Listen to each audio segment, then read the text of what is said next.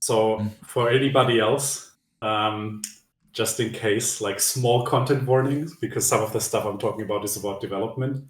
I'm going to be showing insects, like close-up of insects, and some of them are pretty malformed. So if you're uncomfortable with this, I don't know what to tell you. You should probably, if it makes you super uncomfortable, you should probably not watch it. We're going to look at some skeletons of animals, so I hope you guys are okay with this. I'm going to have Chipe look at the chat, so if there are like any like really pressing questions, he's going to just stop me, and otherwise you are free to like ask whatever question you have at the end, basically. The same as last time. Yeah. Hope that works. Yeah, I can do that. Great. Whenever you're ready, I guess. Whenever I'm ready, sure. Whenever. So yeah, welcome. Thanks for coming, everybody. I'm going to do like a little school session about pattern formation, and basically pattern formation is a way to explain. No, sorry, there are no spiders. Don't worry. So pattern formation is a way to explain how organisms compose themselves, and it's a way to explain like all of the weird shit that we see in nature. Like this is a way to explain how zebras get their stripes, how zebrafish get their stripes, how anosmas like this get their dots, or like these freaky patterns.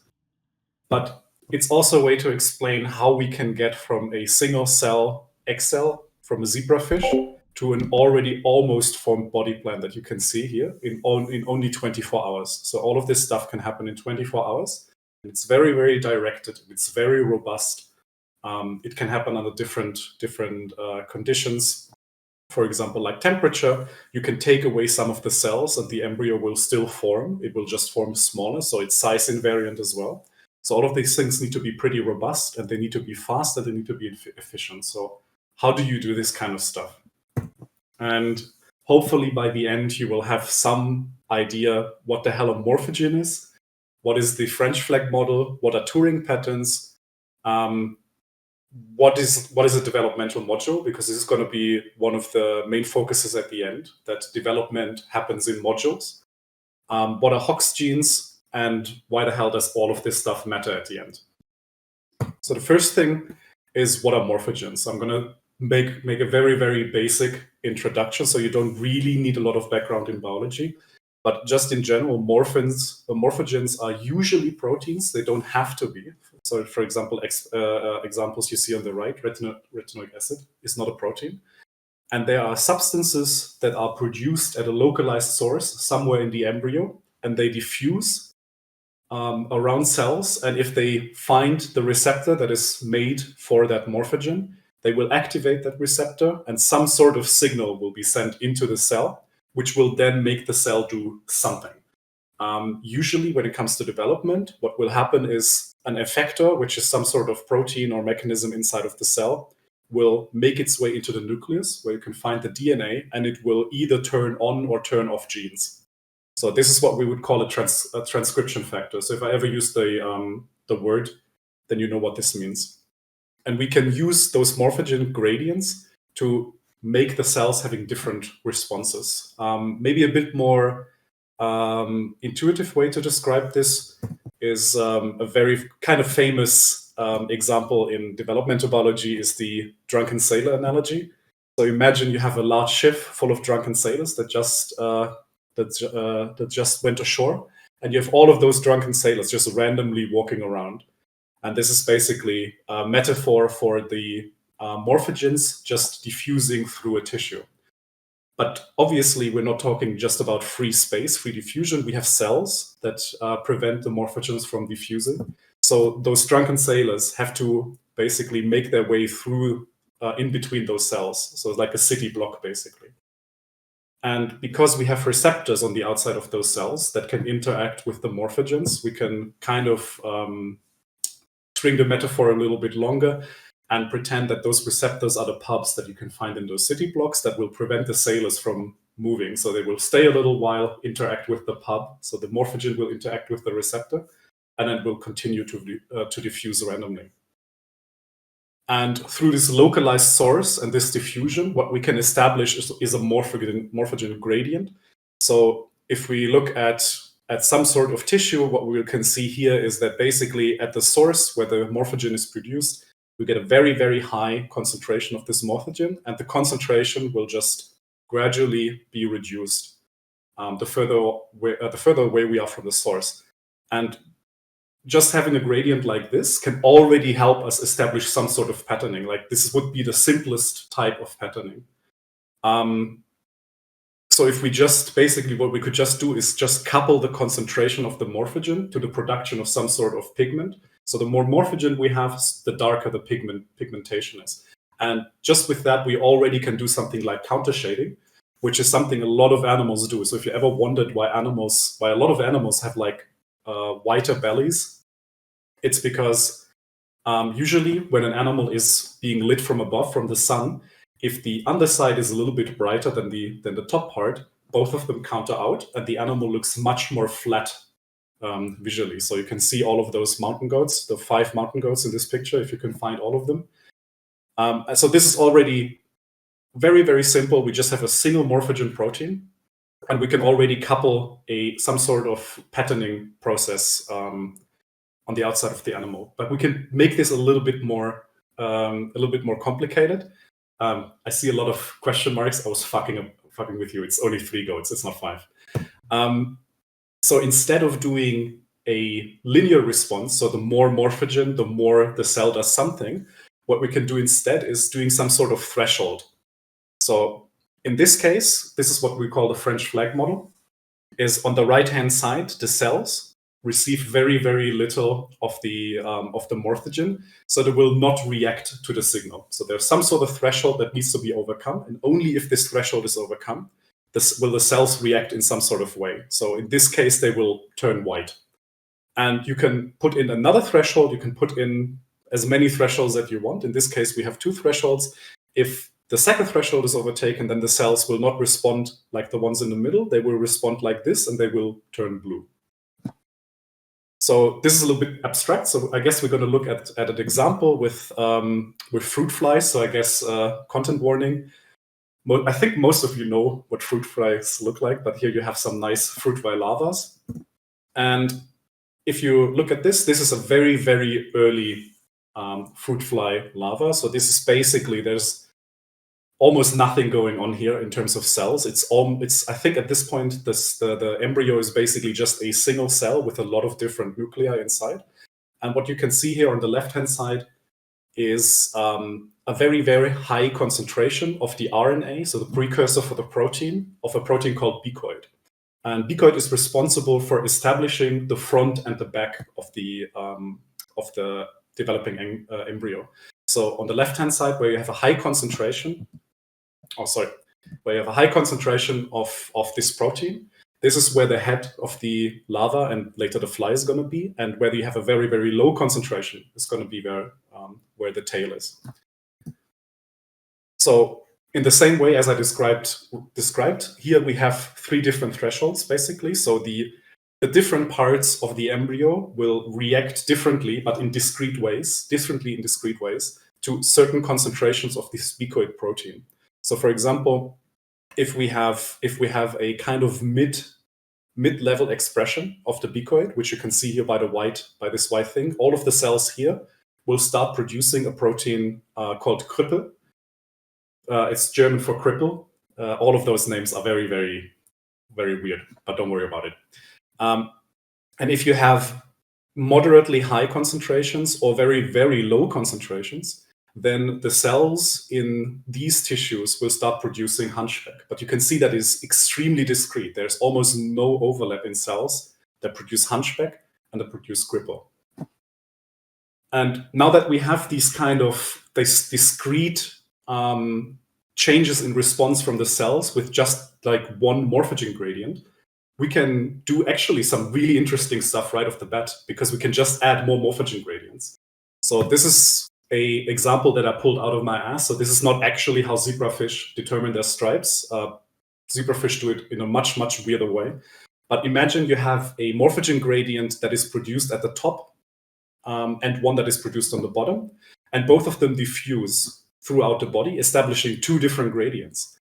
And what you can do now is you can basically make the response of the cells that if they get the same concentration from the gradient 1, like this blue gradient, as from the other one, the orange gradient, they can start producing their own protein that will establish their own protein morphogen gradient. And now you suddenly have even more fine-grained determination of cell fates, where you can have cells that will get high concentrations of blue, very low concentrations of orange, and moderate concentrations of green. And this is the only place where all of these three conditions are met. So all of those cells know suddenly exactly where they are in the body of the animal. And you can do the same thing here as well. And this kind of stuff is basically how a lot of the patterning is done in the Drosophila larva. So we've already talked about the beacoid protein, which establishes the very first gradient. And then we just get more and more and more sophisticated. Hunchback is establishing the expression levels of other morphogens like giant, cripple, knirps, and talus. And these are then also establishing some sort of gradient, some sort of positional information for more and more and more different morphogens and different expression, different differentiated expression of proteins. So what you can see here on the right is Drosophila larvae that have been marked for different proteins, and you can see there's an extremely discrete expression of those proteins.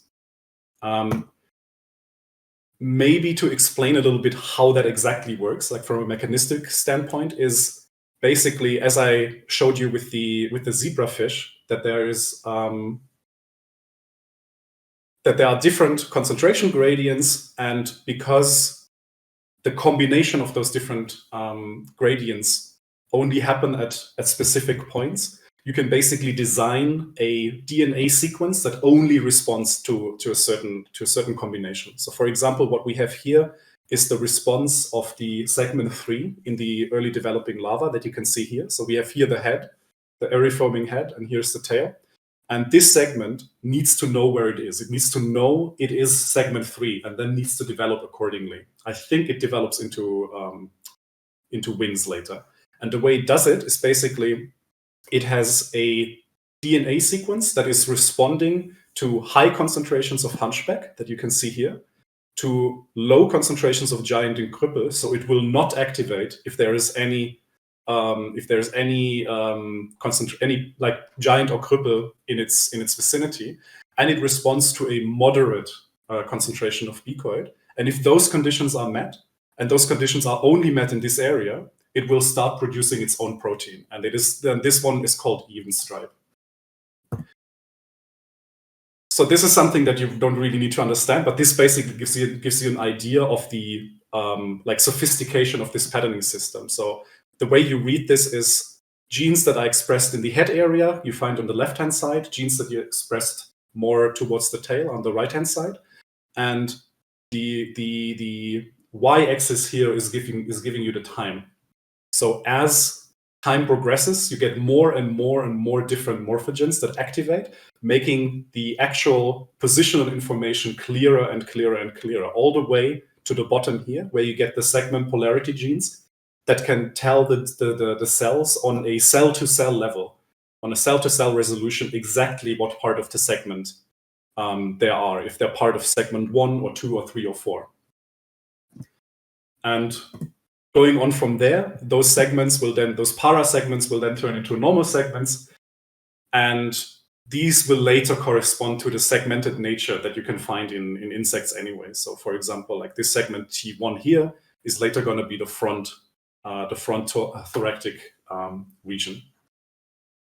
All right, so this has been pretty complicated. We're going to come back to this example in a little bit.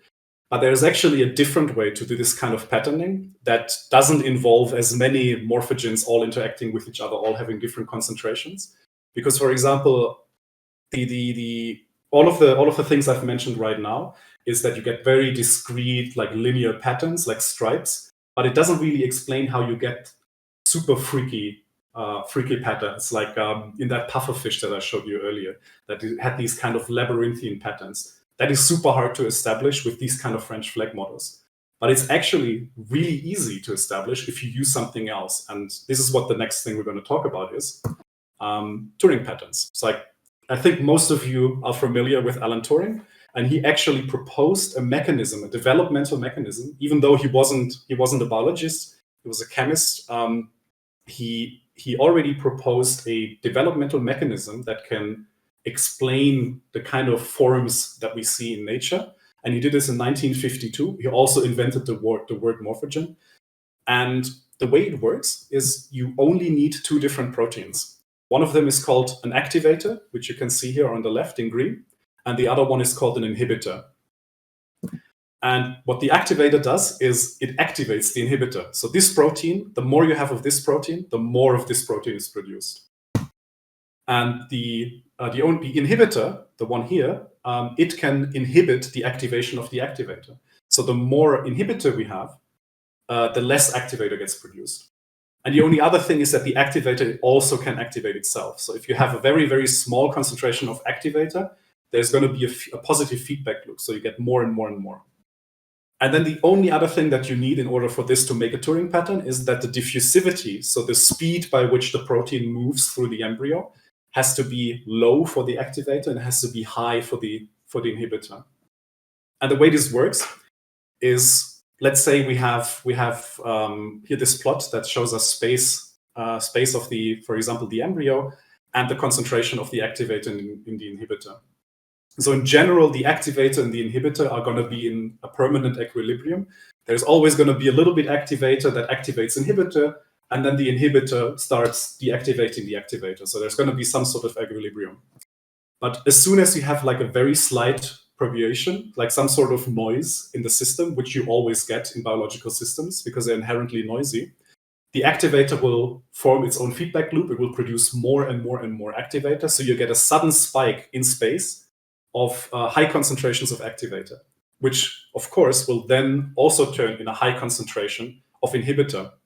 But because the inhibitor is so much more diffusive, it will just move away. It can't actually form a high concentration to keep the activator from activating itself. It can't reach this height because it keeps moving away. So there will be a local peak of activation, and around this local peak of activation, you will have a very, very strong inactivation. So you can't form any more local peaks around this local peak in some sort of distance. And if you have this kind of patterns in a regular spaced matter, and they stay stable, they're not forming any sort of traveling waves, what you establish is a stable pattern of local activation and unlocal, like surrounding inhibition. And if we look at this graph and we basically flip it up, so we're looking on it from the top, and we just color code those local activations in blue and the inhibitions in red, then we get something like this. We get a pattern, like a Turing pattern that you can see on the bottom, and that is very, very strikingly similar to the patterning, like the actual color patterning that we see in a lot of animals. But you can also imagine that you can use this kind of patterning system to pattern the location of things like feathers or things like hairs, because you just need like this kind of regular spacing intervals to make things like hair follicles. And if you play around with the difference in diffusivity between the activator and inhibitor, so if you make the diffusivity of the activator a little bit higher, those local activation peaks can sort of bleed into each other. And then you have something like this, which is exactly how those pufferfish do their pigmentation. You just have a Turing pattern that is a bit more diffusive than the one on the right-hand side. Another more real but a bit more messy example is that Turing patterns are probably also responsible for the formation of your digits. So at the beginning of embryonic development, to make your limbs, you have like this little limb bud outgrowth. And as it grows bigger, a Turing pattern, a Turing network, which you can see here on the bottom, starts activating. And you will have strong local concentrations of different proteins. For example, here, the red one is called SOX9, the green one is BMP, which is called bone morphogenic protein, and the blue one is called Wnt. And then what basically happens is in the regions where you have a high concentration of Wnt and BMP, the cells start to kill themselves, basically. So there's a process called apoptosis which tells the cells to, all right, you're not needed anymore, please go kill yourself. And this is how you get the actual tissue of the finger to separate from each other. On the right-hand side, you can see this actually happening. You can actually see the actual proteins being expressed in the different parts. I also put in this slide, which is a little bit more technical. I don't think it's too important, but there has been a paper, I think from last year, where they actually did some modeling on these Turing patterns, because this whole thing is like algebraically solvable. And they showed that the Turing pattern that has been usually proposed with only these 3 players is not enough to establish the pattern that we actually see. So this is the kind of measurement that you can take. So you see it's incredibly noisy. And the only way to get these kind of patterns is with a Turing pattern like this. But I don't think it's too important. If there's any other like biologists, we can talk about it later, maybe. Okay.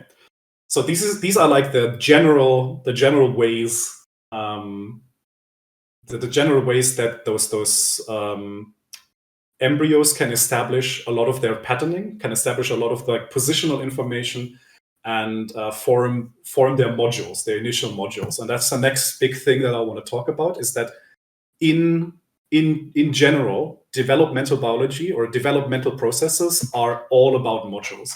And modules are basically groups of cells or groups of tissue that can form into some sort of structure independently of the rest of the organism. So if we look at legs, for example, it doesn't really matter what the rest of the body is doing. The patterning, the intrinsic patterning system that's responsible for growing limbs can just do its stuff on its own. It doesn't really need to know what the rest of the body is doing. And these kind of modules also make it very, very easy to play around with in evolutionary biology. So classic example, as you can see here, is something like insects. Insects are already very segmented animals. So each of these segments constitute their own developmental modules. But vertebrates, so mammals, reptiles, birds, all these nice things, they're also pretty modular, because we produce modules inside of our body. We just call them different things. So for example, our vertebrates are also highly modular, and they are made out of a precursor material called somites. So somites are, as I said, the embryonic precursors. Excuse me, just need to get a glass of water. They're the embryonic precursors for the formation of the vertebrates. And the way they actually form, so what you can see here on the top is a very, very early chick embryo. It doesn't really look like a chicken. The way they work is that there is a concentration gradient of 2 morphogens, one from the tail and one from the head, which gives a certain threshold. Basically, when there is a certain concentration of both of them, there's a certain point in the embryo where both of those concentrations are reached. And this is what is called the determination front. And at this determination front, the somites are formed. And as the tail gets longer and longer, this determination front moves further and further. But the actual formation of the somites isn't continuous, because we don't want all of this tissue to just slowly turn into one large somite. We want the somites to be individual modules. And the way this is done is actually through an oscillation. There's a protein that gets produced in the tail, and it travels to the front, and it gets produced in bursts. It oscillates, the production oscillates, so it gets produced, and it moves towards the head. And wherever the determination front is at that point is where the next somite is going to be. And because it moves in bursts, because it's produced in bursts, as the determination front moves, you only get somite production at a certain point, and then it stops, and then you get another one. And then it stops and you get another one. And there's a really, really cool video where you can see this stuff. So what I'm going to show you in a second is a mouse embryo. I can't pause this. So this is the tail end of the mouse. And what you can see here is the morphogen that is produced, that travels along the body axis. And whenever it hits the determination front, this is where the next somite is produced. So you can actually see these somites here. You can actually see them forming in this area here, because they're getting hit by this oscillating production of this morphogen. So I think this is actually an incredible video. I think it's super cool. I really like it. Okay, so now that we've actually established positional information and we have all of those modules ready, now how do we actually get those modules and turn them into the things that they're supposed to turn in? So now we know, okay, this is the segment that's supposed to turn into the legs, and we have a module that is ready to being turned into legs. How do we actually turn it into legs? And the way we do it is we have specific proteins that are expressed only in those regions. And in this case, we call them Hox genes. And Hox genes are probably the most important discovery in evolution and development in the last 60 years, I would say. Because those genes are responsible to actually give those modules their later identity. And the way this works is that Hox genes are what we call master regulatory genes. So they get produced and they work as transcription factors, which is proteins that bind to DNA and make the DNA either turn on or off, if you remember. And in this case, these master regulatory genes don't only turn on one gene, they turn on hundreds sometimes, or they turn off a lot of our different genes. So you get a very, very strong signal cascade from a single protein that produces and a lot of downstream effects from the top of this. And the cool thing is we can actually play around with these expression patterns quite a bit, because there's nothing stopping us from using a protein like a Hox gene, like Antennapedia, which is responsible for producing legs. And because it's only activated in this region where the leg is supposed to be, nothing is wrong. But we can just take it and activate it in a different region of the body, for example, the head. And when you do this, you get something like this. And this is called the Antennapedia phenotype. So on the left-hand side, you have a normal fly with normal antennas. But if you express the Antennapedia gene, the gene that is responsible for telling the module, this is where the legs go, the antennas will actually develop into legs. No, science has not gone too far. We haven't gone far enough. You can also do other stuff. Okay, this is where the content warning is for. So if you don't like cursed insect images, maybe just close your eyes. I'm going to tell you when it's gone. You can use the Hox genes that are responsible for producing the eyes, and you can make them, you can express them in the legs. Or you can get something like the B-thorax mutant, which just doubles the thoracic structure. So you get 4 wings in Drosophila, even though Drosophila only have two wings usually. A couple of other things that are really, really cool about Hox genes, I'm going to stop it now. The picture is gone. You can open your eyes now. Is that Hox genes are incredibly conserved evolutionarily. So the Hox genes that we can find in insects are almost identical to the genes that we can find in humans, even though humans and flies diverged, I think, 400 or 500 million years ago. And in those 500 million years, the actual sequences of those Hox genes stayed almost exactly the same, to such a degree that you can use a Hox gene from a mammal and put it into an insect, and the insect will just develop normally. So there's incredibly high conservation. The other cool thing about the genes is that they are actually kind of sorted on the chromosomes. So all of the Hox genes are clustered together, and they're sorted by activation time. So the genes on the left activate first, and then the genes will slowly activate from the left to the right. And they're also sorted by where in the body they're actually expressed. So the Hox genes that are responsible for the formation of the head are on the left side. And as you move to the right, you come to more and more and more posterior genes. So the genes on the right here are all expressed at the end. And there's really no actual functioning, well, there is a functioning reason for it, but there's no technical reason for it to do this. But it's just a nice fact.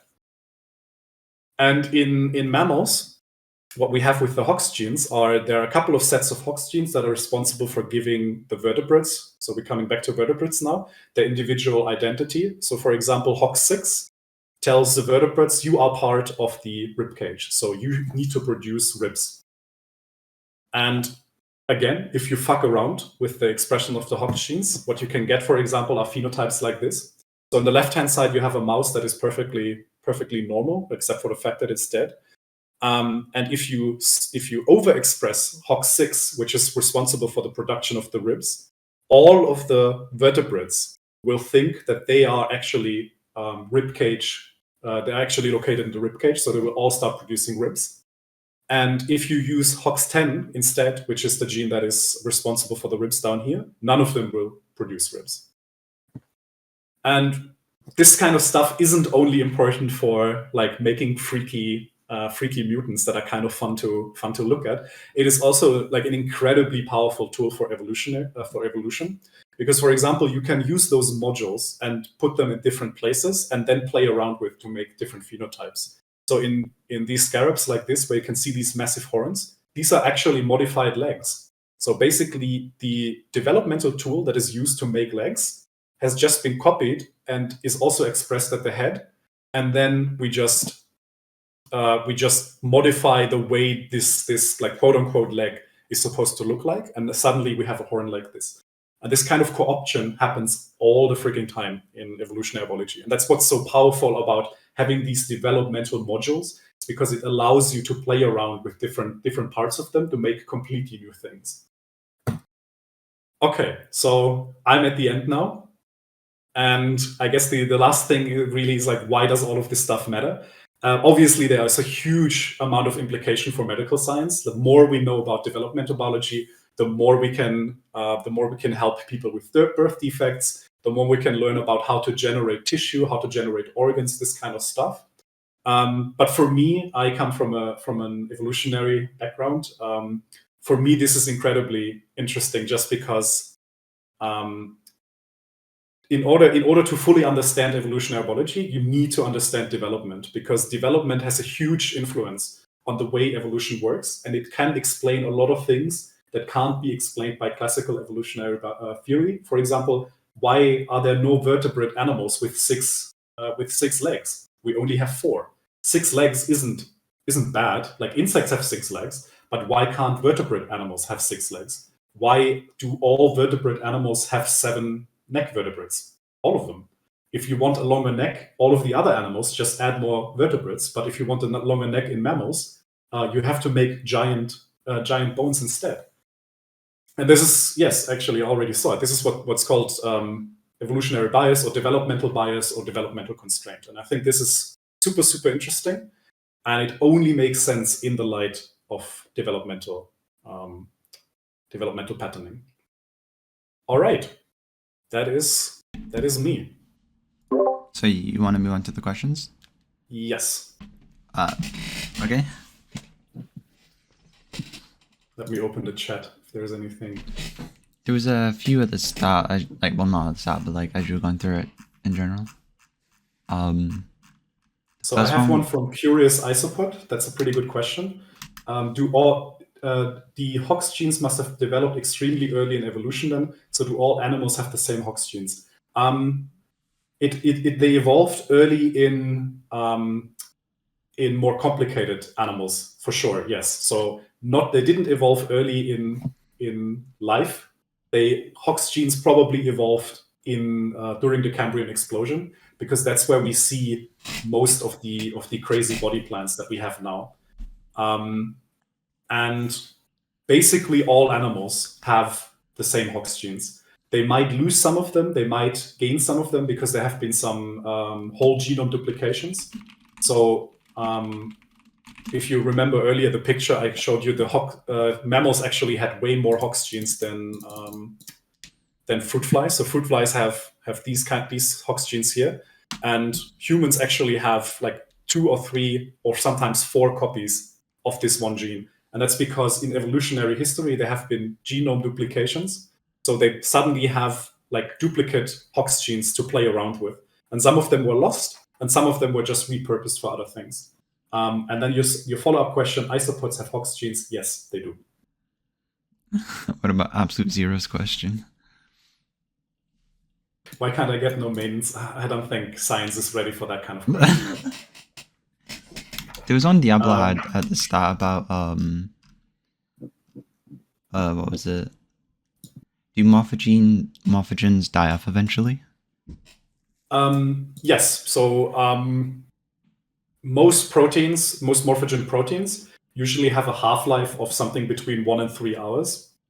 And most of this dying off, most of this disappearance is just because the way the signaling works. So if a morphogen hits a receptor, what usually happens is that the receptor is being taken up into the cell. So the cell basically just eats up the entire receptor, including the morphogen. So just by that alone, you lose some of the morphogens. Duke, I literally was the ending of my time. What's the practical value of this research? You should start to listen. Okay. Oh, I'm sorry. Okay, to give you a quick one. If you know how development works, then you can also use this to find cures for developmental issues, or to for example learn how to make tissues, for example organs, stuff like this. Do you have any examples of that? Like things that have been looked at, maybe?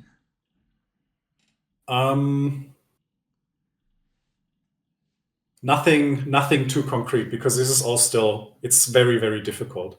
Yeah, I can imagine. I have to think. I mean, definitely just understanding how the different genes work together to make early development is for sure just useful in general. But I can't really think of a practical example right now.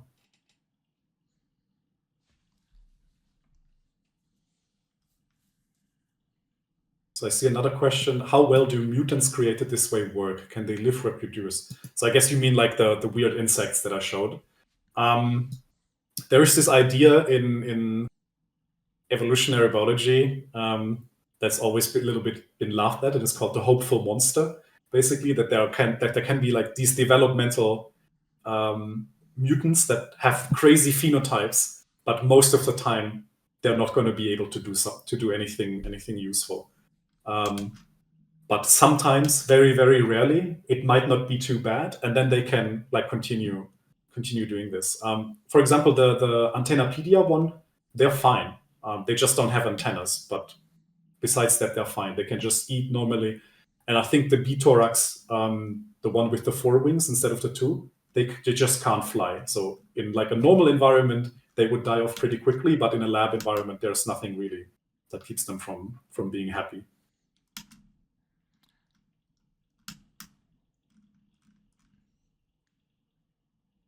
There was another question.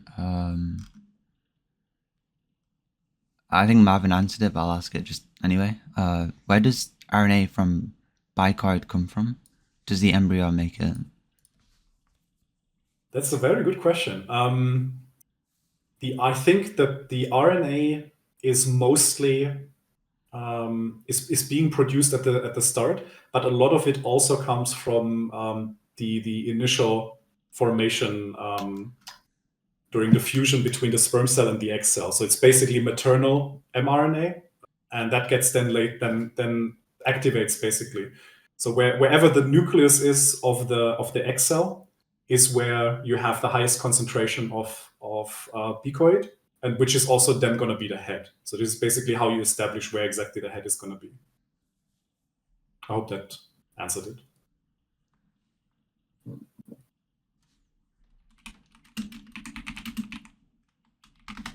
So Touch has like a list of questions. The first one: how do flies survive to adulthood with eyes on their legs or legs on their face?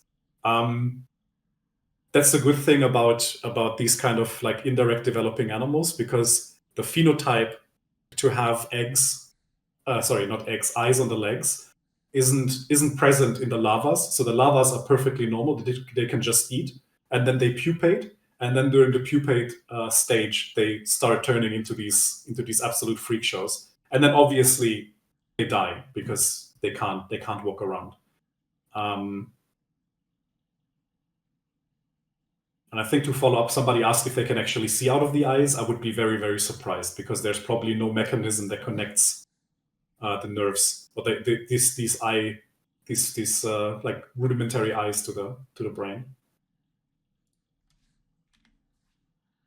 And your third question: how does cells synchronize these new growths? Does pause polymerase II have anything to do with it?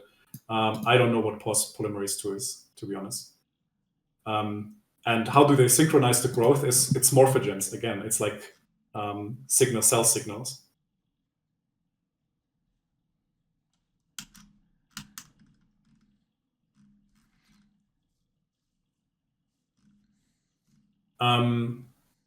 There was a follow-up for the mRNA stuff. The Bicoid one is an exception where the gradient is actually established through mRNA, and then the mRNA is converted into proteins.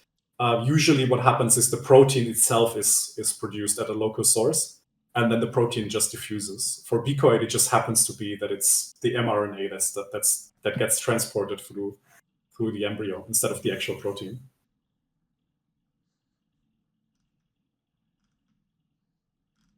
Also, second very good question: does the bithorax produce haltere? So haltere are the rudimentary wings that fruit flies have, because the ancestral state of insects is that they have 4 wings, but fruit flies converted their second pair of wings. You can actually see it on the picture here, those little red things here, into what is called haltere. And the bithorax mutant actually converts those haltere back into normal wings.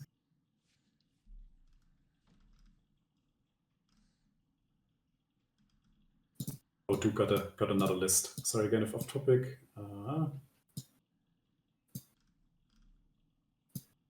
Why would you read the articles? Nobody ever reads articles.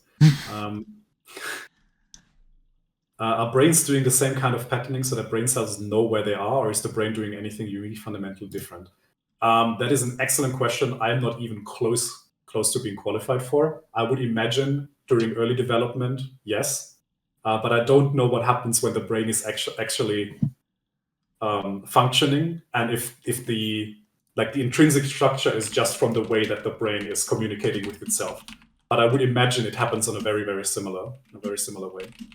And the second question is, how relevant is learning about this patterning for fields like computation? Is there anything to learn here that can be applied to computational methods, sorting methods, algorithm methods? Again, I am biologist. I don't know anything about fucking math, so I don't know.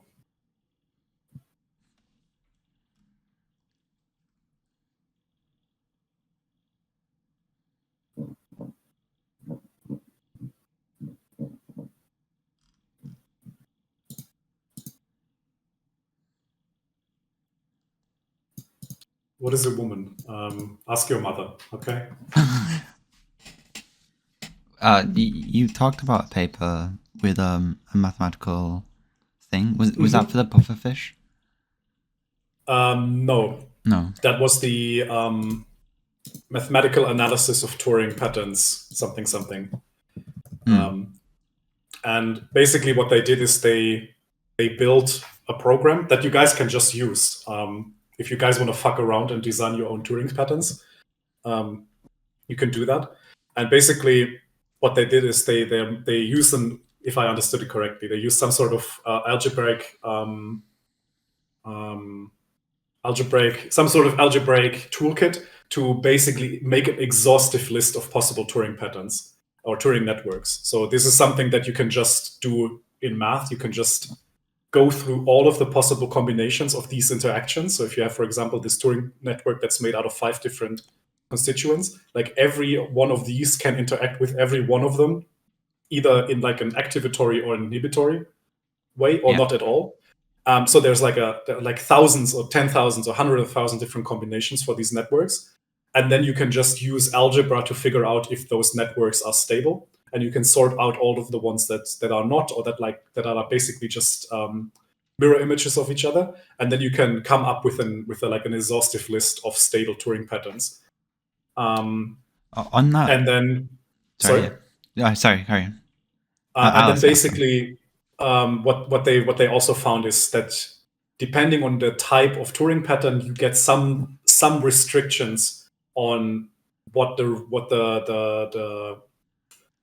diffusivity, for example, has to be. So I showed you earlier in a very simple Turing pattern where you only have 2 different proteins, you always have to have a very high diffusivity for the inhibitor and a very low one for the activator, and otherwise the Turing pattern doesn't work. But if you have more complex networks like this, you actually don't need to do this. You can actually have the activator and inhibitor having the same kind of diffusivity. So you're less constrained in this kind of stuff.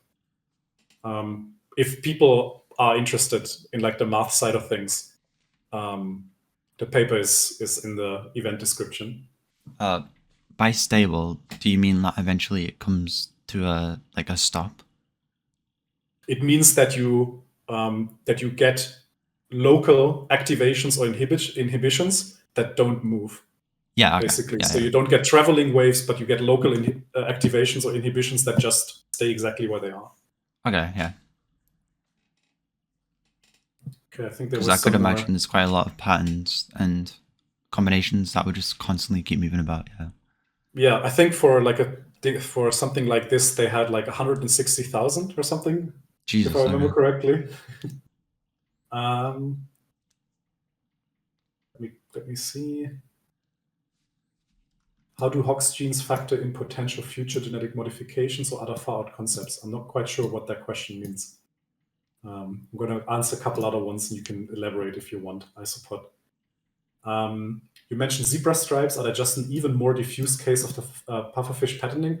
No, if I remember correctly, zebrafish stripes are actually really, really weird, and they kind of come about from melanocytes, which are like pigment having cells that move through the body and then basically kill other like neurals. They're kind of, I think they're kind of directed by neural cells, and then they just kill off the neural cells and stay in place. Something like this. It's super freaky. It's it's very weird. So individual segments can develop by themselves, regardless what the rest of the body is doing. So hypothetically, can you grow only that segment on its own if you can reproduce the morphogen environment? Does the segment will know that it's not connected to the rest of the embryo and will try to regrow it? Yeah, you can basically, there's always going to be some sort of information from the body to the module, just to give the module an idea like what is up and down and forward and backwards. And if you could simulate this kind of stuff, if you could give them a gradient for this, then you can absolutely do this. Yeah, there's a really cool paper where they kind of abused the fact that like axolotl, like these animals can regrow limbs. So you can cut off a limb and it would regrow. And the way that the open wound will know where is forward and backwards is by like two gradients. One of them is Sonic Hedgehog, and I think the other one is FGF. Wait, Sonic? And if you muck around with it, if you simulate it the other way, then the limb will just grow upside down, basically. Did you have a question, Chico? Wait, did you say Sonic Hedgehog or did I mishear you? Oh, that is actually, that is something I wanted to say at the beginning. Like morphogen names are really, really dumb.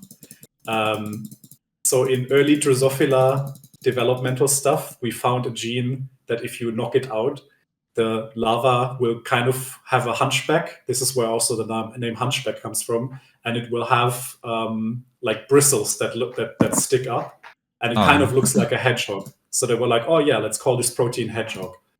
And because they found more and more of them, they started naming them like European hedgehog and Indian hedgehog. They eventually ran out. Actually, they didn't run out. Some guy just saw like I think Saturday cartoon, and he saw Sonic Hedgehog, and then he thought, oh, okay, I can name it Sonic Hedgehog. And it now turns out that Sonic Hedgehog is like by far the most important of the hedgehog genes. Like it's responsible for almost every single like developmental process in almost all animals. Jesus Christ. You see Sonic Hedgehog. This is actually not right. It's not SSH, it's SHH. And then you have things like Spätzle, which is a German type of pasta. You have things like toll, which just means great in German, because when they saw the phenotype, they just said, oh, toll, it's great. Like all of those names, biologists are very, very funny. Do you think that Hox genes would be good targets for CRISPR editing? No, Hox genes would be terrible targets because they're very, very conserved. So we can't really change much about them. But what we can change is where the Hox genes can act. So if we can change the binding sites for the proteins themselves. But editing the Hox genes themselves doesn't really do anything. Oh yeah, that's what Marvin said. Excellent. Well done. Marvin, you get points.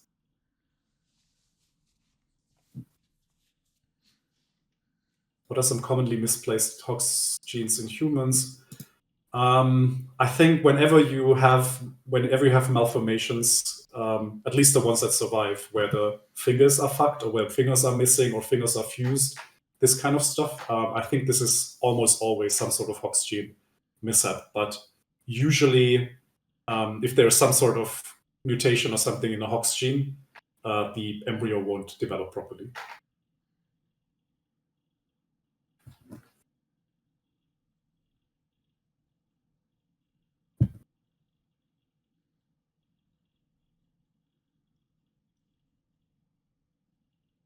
All right.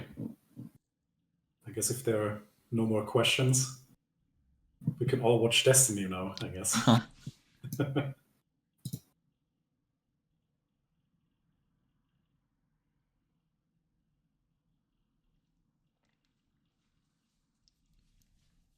Any more questions though?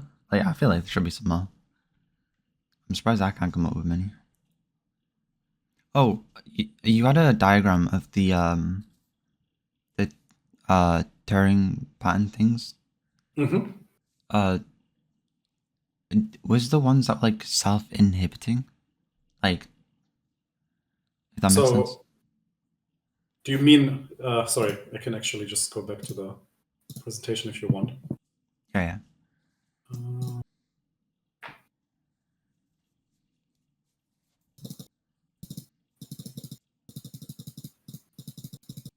Sorry, it's just a really silly question. It doesn't matter. Don't worry. Do you mean this? Yeah, like the low diffusivity one, the A. That's like it produces itself, right?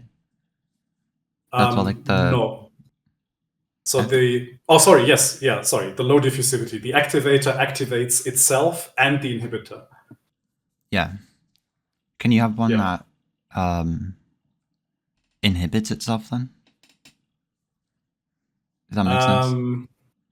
In this configuration with only two, I don't think that can work.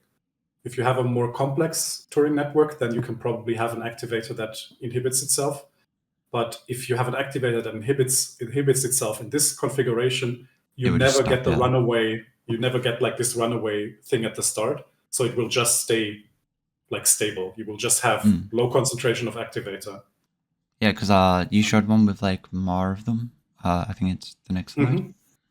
I was just curious about the kind of diagram terminology. That makes sense. Oh yeah, maybe I should have. Yeah, this is like in biology super common. Like an arrow means it's activating, and this line means it's inhibitory. I know what you mean. Which one you mean? This is gonna be this one. Yeah, that one. Right? Yeah. Yeah, exactly. So basically, what here is you have SOX9, for example, which is inhibiting itself. It's inhibiting Wnt, and that's the only thing it does. And then you have things like Wnt, which is inhibiting itself, but it's also activating beta-catenin.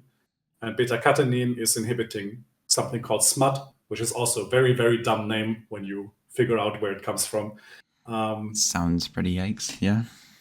SMUT is the MAD, so it's SMAD, and the MAD stands for Mothers Against Decapentaplegic, because there's a phenotype for a protein called decapentaplegic, because the organism is missing its 10 segments, and the SMUT protein will inhibit this phenotype. So it is mothers against. It's like a play on like mothers against alcohol or mothers against pornography. I see. In this case, it's mothers against decapentaplegic. Yeah, it's very dumb.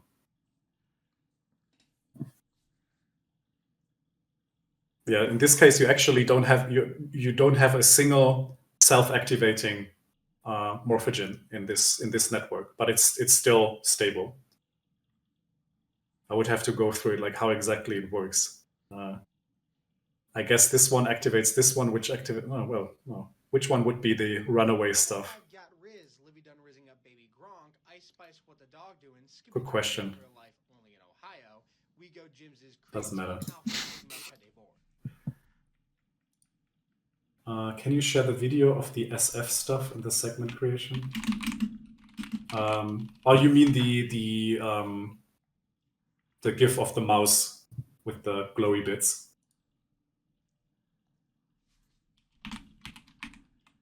Sure.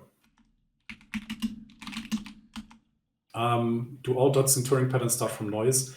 It's a very good question. It's something that's definitely in contention. How much is it just emerging on its own, and how much is it that it's guided? It's probably something. It's sometimes it is just emerging on its own, and sometimes it's guided. For example, we think that things like scales, where the actual scales on a fish will form, is also done by a Turing pattern to get the even spacing. But if you look at fish, like the same fish, it will always have the scales at the same position on the body, and they will always grow in the same order. So that is something that is way more. So this is something that has to be induced. You can't explain this by just random noise. Oh yeah, also a good point. The protein called dorsal is responsible for ventral patterning, and the one called ventral is responsible for dorsal patterning.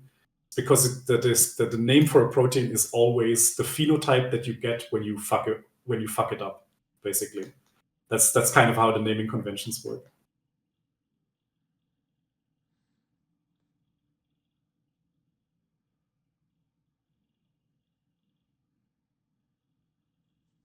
All right. I think we can end it here. Thanks for listening. If you have any more questions, I mostly hang out in the science channel. You can always message me if you need like papers or this kind of stuff because you don't have access. I can always help you out on this.